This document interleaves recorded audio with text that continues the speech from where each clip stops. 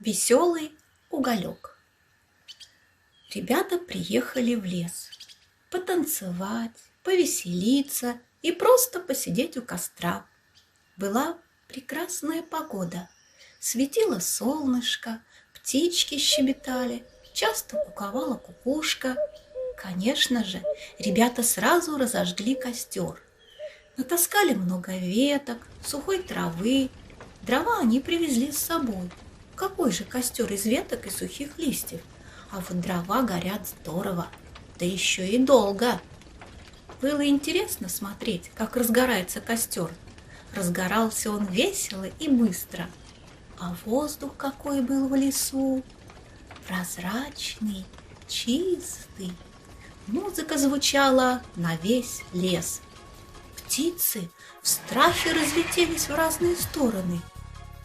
Но вот ребята наигрались, повеселились и собрались домой.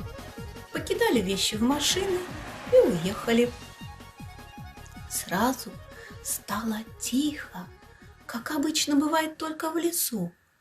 Остались непотушенные уголечки в костре, остатки еды, бумаги и другой мусор. А в том костре среди уголечков тихо посапывал симпатичный и необычный уголек. Необычен он был тем, что умел мечтать. Пока было шумно, его не было слышно, а как все затихло, так в тишине послышалось маленькое потрескивание, шипение. Это он признаки жизни показывал. Вот лежит он среди других угольков и смотрит по сторонам. Вдруг откуда-то прилетели птички, сели на ветки деревьев. Они были совсем рядом, щебечут о чем-то непонятном. Потом спрыгнули с веток на землю и стали клевать крошки хлеба, кусочки колбасы, сыра и еще чего-то. Уголек подумал: и почему я не птица? Сейчас тоже что-нибудь бы поклевал. А так лежу и лежу, совсем жизнь стала неинтересной. Потом прилетели птицы покрупнее. Прогнали маленьких птичек и стали также клевать то, что осталось после веселья ребят. Уголек подумал: как здорово быть большой птицей. Они никого не боятся. А так я скоро потухну, и жизнь моя закончится. Потом прибежала лисичка, прогнала всех птиц с полянки и продолжила кушать лакомство. Уголек подумал: нет, лучше быть такой зверюшкой, она никого не боится. А так, скоро я потухну, остыну и рассыплюсь на маленькие песчинки, так что следов от меня не останется. Потом на полянку забрел медведь. Прогнал он лисицу и продолжил лакомиться. Столько всего осталось после веселья, что даже косолапому досталось. Уголек подумал: нет, лучше быть таким большим зверем. Он никого не боится.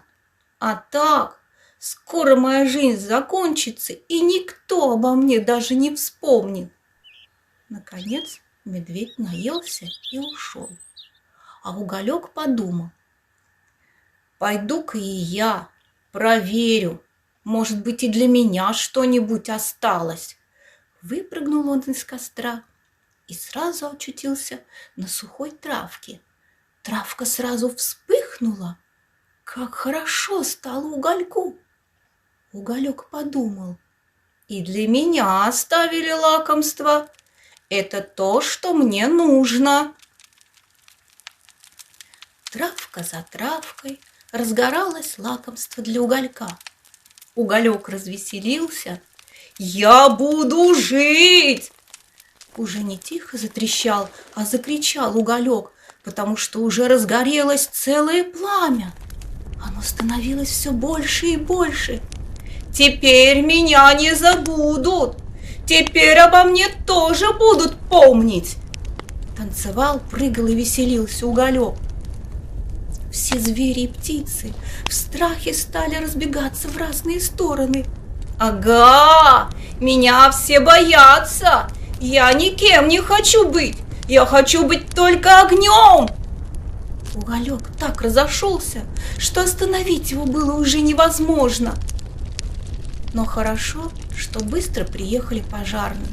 Они тушили, тушили, тушили и тушили. Много-много часов. Одни машины приезжали, другие уезжали за водой. И вот, наконец, пожар был потушен. Устали пожарные, устали машины.